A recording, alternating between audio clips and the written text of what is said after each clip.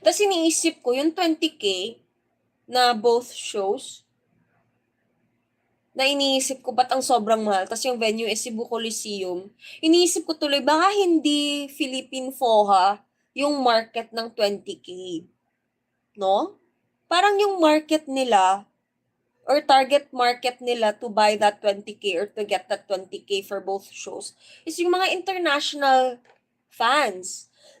That's outside of the Philippines. Baka mga Korean fans or Chinese fans or other fans in Asia na baka willing mag-spend ng 20K for both shows. Kasi nga, for them, parang it's cheaper. Pero para sa atin, sobrang mahal na.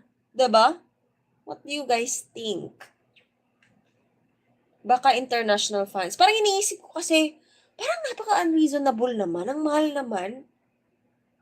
Pero feeling ko parang hindi tayo yung target market. Parang when they were making that pricing range, parang hindi tayo yung nasa isip ng SB Town tsaka FNF eh.